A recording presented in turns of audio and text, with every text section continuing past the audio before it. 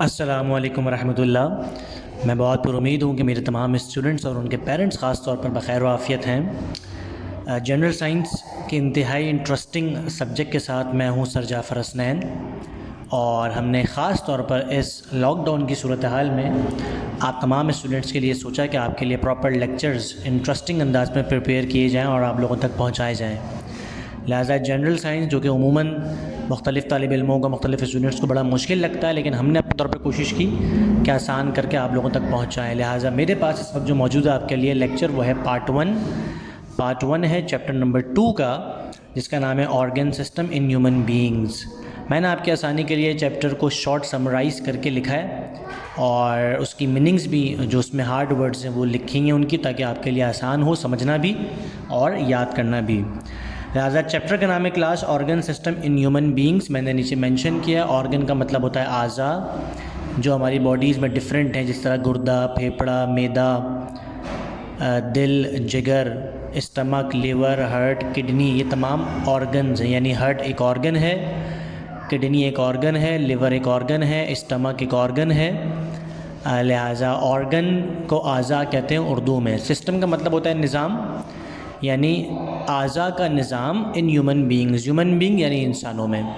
यानी इस चैप्टर में हम देखेंगे कि मुख्तलिफ़ ऑर्गन्स का जो निज़ाम है वो किस तरह से काम करता है। यानी किडनी है तो किडनी किस तरह से काम करते हैं, यानी लिवर है तो लिवर किस तरह से काम करते हैं, स्टमक मैदा है तो वो किस तरह से काम करता है। बहुत इंटरेस्टिंग है, इंशाल्लाह बड़ा क्लियर होगा तमाम तर टॉपिक आपको। ठीक है क्लास, आगे मूव करते हैं।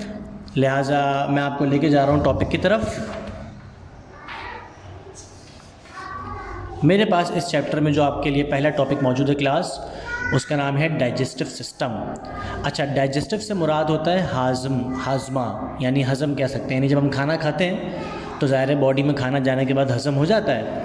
अब सवाल ये कि वो जो हज़म होता है वो किस तरह से होता है, उस पूरे हज़म के जो निज़ाम को कहते हैं डाइजेस्टिव सिस्टम। कहता है the breaking down of food into a liquid.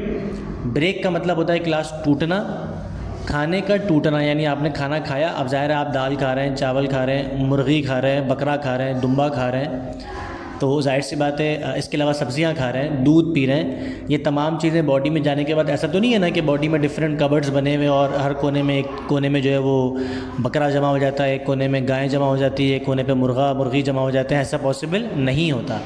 आपने जैसे ही खाना खाया, आपने जैसे उसको चबाया, उसके बाद वो टूट जाता है। तो क्या कहता है कि खाने का टूटना इनटू लिक्विड, और लिक्विड बन जाना इन आवर बॉडी, हमारी बॉडी के अंदर, इस कॉल्ड डाइजेस्टिव सिस्टम। निज़ाम हाजमा कहते हैं खाने के टूट जाने को लिक्विड में हमारी बॉडी के अंदर। ठीक है जनाब। उसी के साथ नीचे जो नेक्स्ट हेडिंग है वो लिखा हुआ है एलिमेंट्री कैनाल। अब ज़ाहिर है टूटेगा तो टूटने के बाद कहीं ना कहीं तो जाएगा ना।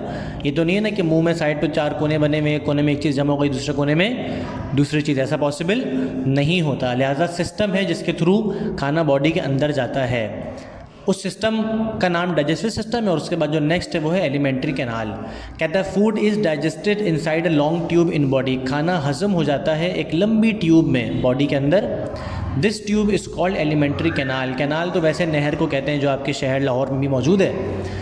लिहाजा आप इसको यूँ ही समझ लें कि बॉडी के अंदर खुदा ने एक ऐसी लाइंस बिछाई हुई हैं जिसको हम नहर का नाम दें, और उसमें से खाना गुजर कर आगे तक जाता है। अच्छा, उस लाइन का नाम क्या है? उस लाइन का नाम है एलिमेंट्री कैनाल। ठीक है, मैंने नीचे आपके लिए मुश्किल वर्ड्स भी लिख दिए। डाइजेस्टिव यानी हाजमा, ब्रेकिंग यानी टूटना, सिस्टम यानी निज़ाम, इनसाइड यानी अंदर। उम्मीद है क्लास चीज़ें क्लियर होंगी। कोई भी बात हो आप मुझसे बिला झिझक कमेंट बॉक्स में पूछ सकते हैं। आगे मूव करते हैं। चैप्टर नंबर 2 हमारा चल रहा है। अगले टॉपिक का नाम है क्लास प्रोसेस ऑफ डाइजेशन। यानी जो हज़म होता है खाना वो किस तरह से होता है, उसके प्रोसेस क्या होते हैं। बहुत सिंपल है, बहुत आसान है। कहता है डाइजेशन स्टार्ट्स इन माउथ। कह रहा है भाई डाइजेशन शुरू जो होती है वो मुंह में होती है, यानी मुंह से होती है। आपने खाना मुंह में डाला, उसको चबाया, चबाने के बाद काम शुरू हो गया। क्या कहता है टीथ ग्राइंड फूड इनटू अ पल्प। जो दांत होते हैं वो ग्राइंड करते हैं। मैंने नीचे ग्राइंड की मीनिंग लिखी है, आप देख सकते हैं। ग्राइंड का मतलब होता है पीसना, यानी जो दांत हैं वो पीसते हैं किसको, खाने को, इनटू अ पल्प। पल्प का मतलब मैंने लिख दिया गूदा, यानी उसको एक गूदा बना देते हैं, खाने को गूदा बना देते हैं। It is mixed with saliva. Saliva क्या होता है बेटा? ये खुदा ने हमारे अंदर एक और नेचुरल लिक्विड डाला है जिसको थूक कहते हैं। थूक को इंग्लिश में क्या बोलते हैं? सैलिवा। तो वो जो आप खाना आपने मुंह में डाला, जिसको दांत ने पीस दिया, वो सलिवा यानी थूक के साथ मिक्स हो जाता है। इट सॉफ्टन्स द फूड, उसके बाद खाने को नरम कर देता है। अब आप जब मुर्गी खाते हैं तो ज़ाहिर है वो तो सख्त होता है ना भाई, गाजर खाते हैं, मूली है ना, सख्त हार्ड चीज़ें, सॉलिड है, लेकिन जैसे ही वो दांत तक पहुँचती, दांत उसको पीस देता है और थूक के साथ मिला के उसको नरम कर देता है। The tongue helps the food to mix with saliva. खुदा ने कितना ज़बरदस्त निज़ाम बनाया बेटा, देखें कि जो ज़बान है, अगर ज़बान नहीं होती तो खाना खाली पिसता रहता, मिक्स नहीं होता। ज़बान क्या करती है, ज़बान खाने को मिक्स कर देती है, ठीक है ना, किसमें, सलिवा यानी थूक में, और चारों चीज़ें आपस में मिक्स हो जाती हैं। फिर कहता है pushes into the food pipe, और धक्का दे देती है कहाँ, फूड पाइप में, जो नाली, खाने की नाली जा रही है ना गर्दन से होती हुई है नीचे, तो उसके अंदर धक्का देती है। Then food goes into stomach, और फिर खाना कहाँ चला जाता है, खाना चला जाता है स्टमक के अंदर यानी मैदे के अंदर। मैंने नीचे स्टमक की मीनिंग आपके लिए लिखी हुई है। Enzymes helps to digest protein. अच्छा, खुदा ने हमारी बॉडी के अंदर कुछ ऐसे कीमियाई खमीर डाले हैं, कीमियाई खमीर यानी केमिकल्स डाले हैं जो क्या काम करते हैं, जो उस खाने में से, जो हमने मुंह से लिया है नाली के ज़रिए अंदर, उस खाने में जो प्रोटीन होता है उसको ले लेते हैं, जबकि जो उसी एंजाइम के अंदर जो एसिड तेज़ाब होता है वो क्या करता है, वो जरासीम को मार देता है। भाई खाना आप खा रहे हैं तो उसमें जरासीम भी आ रहे हैं और ज़ाहिर प्रोटीन्स भी आ रहे हैं। प्रोटीन हमारी बॉडी को चाहिए, जबकि जरासीम हमारी बॉडी को नहीं चाहिए, लिहाजा प्रोटीन बॉडी में लग जाते हैं, जबकि जो जरासीम है उनको एसिड तेज़ाब मार देता है। डन हो गया। फिर क्या कहता है, bile from the liver. Liver यानी जिगर, जिगर के अंदर खुदा ने एक चीज़ डाली है जिसको आप बाइल बोलते हैं। Breaks up oil droplet to make them easier to digest. जिगर का काम क्या होता है, जिगर का काम होता है कि जो खाना आपने खाया उसको आसानी से हज़म कर दे और बाहर निकाल दे वेस्टेज मटेरियल को। ठीक है जनाब, तो ये सारी की सारी नीचे मीनिंग लिखी है। डाइजेशन, हज़म, ग्राइंड पीसना, पल्प गुदा, सलिवा थूक, मैदा स्टमक, एंजाइम्स कीमियाई खमीर या फिर केमिकल्स। डन है। कोई भी इशू हो तो आप मुझसे बिला झिझक पूछ सकते हैं, चीज़ें बहुत आसान अंदाज में इंशाल्लाह आप लोगों तक पहुँचेंगी। नेक्स्ट टॉपिक क्या है क्लास, ये भी हमारा पार्ट 1 चल रहा है, इसका सेकंड पार्ट भी डेवलप करेंगे इंशाल्लाह। चैप्टर हमारा इस तरह कंप्लीट होगा। नेक्स्ट टॉपिक का नाम है डाइटरी फाइबर। डाइटरी की मीनिंग मैंने नीचे लिखी हुई है, आप देख सकते हैं। डाइटरी का मतलब होता है ग़िज़ाई या फिर ग़िज़ा। फाइबर, फाइबर का मतलब होता है रेशा, हम इसको कह सकते हैं, इसका मतलब हो गया ग़िज़ाई रेशा। कहता है fibre is the brand of cereals. Brand का मतलब होता है चोकर, चोकर यानी जब हम किसी चीज़ को मिक्स करके यानी भूसा बना देते हैं, ठीक है ना। इसके अलावा सीरियल, सीरियल का मतलब होता है अनाज। क्या कह रहा है, dietary fibre, fibre is the brand of serial, यानी जो रेशा होता है वो अनाज का चोकर होता है, यानी अनाज लिक्विड फॉर्म में होता है, ठीक है भाई। अनाज यानी सॉरी लिक्विड फॉर्म में नहीं, यानी पार्टिकल फॉर्म में होता है, चूर हो जाता है, चोकर बन जाता है। डन हो गया।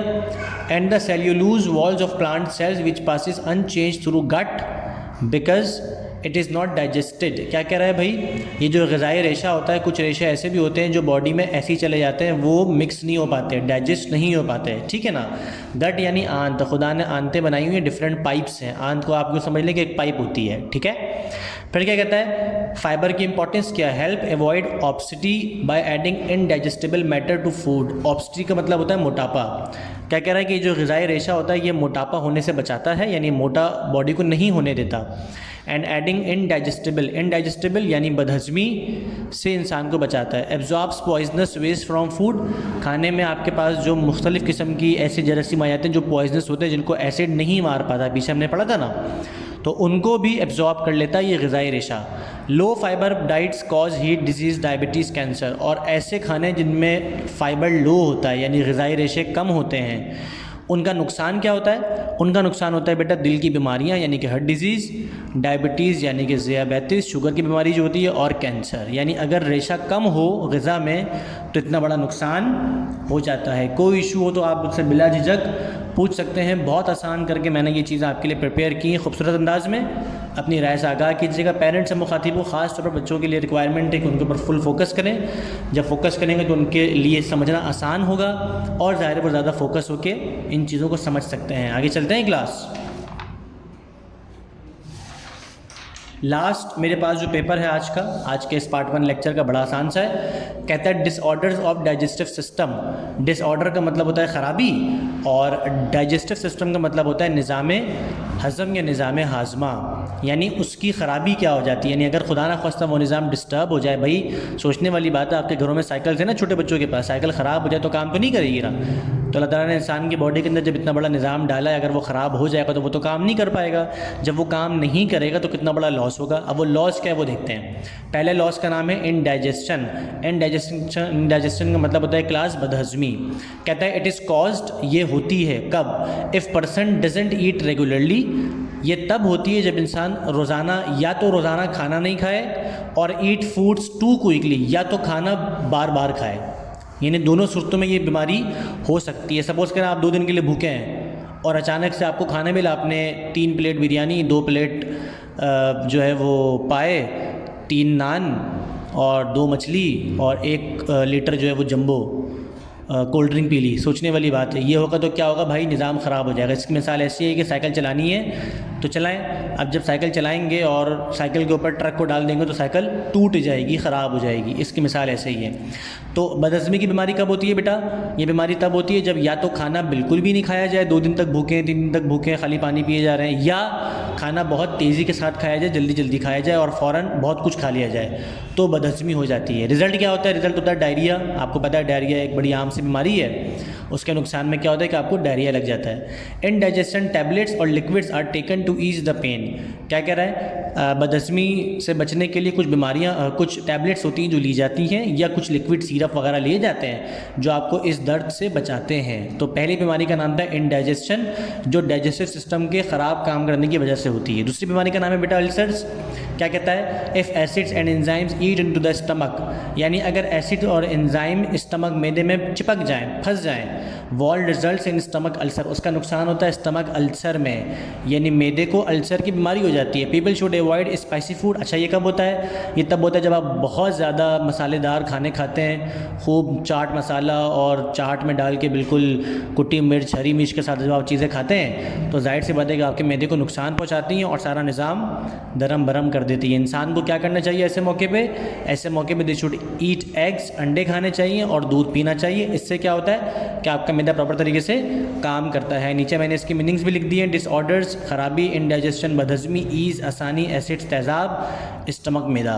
उम्मीद है कि जो हमारा पार्ट 1 का लेक्चर था जिसमें हमने कोशिश की कि हाफ चैप्टर को कवर अप किया जाए, वो आप तक पहुँच गया। इंशाल्लाह वेरी सून मैं पार्ट 2 के साथ हाजिर हूँगा और उम्मीद है कि आप इसको प्रॉपर तरीके से समझेंगे, जानेंगे।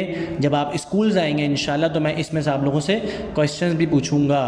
और ये वाली जो मैंने चीज़ें लिखी हैं ये आपके पास लिखी होनी चाहिए। चैप्टर जो आपके पास साइंस की बुक में है उसकी समरी, बेसिकली ये पूरा वो काम है जो मैंने आपको करके दिया है class. Very thanks, stay blessed, अल्लाह हाफिज़।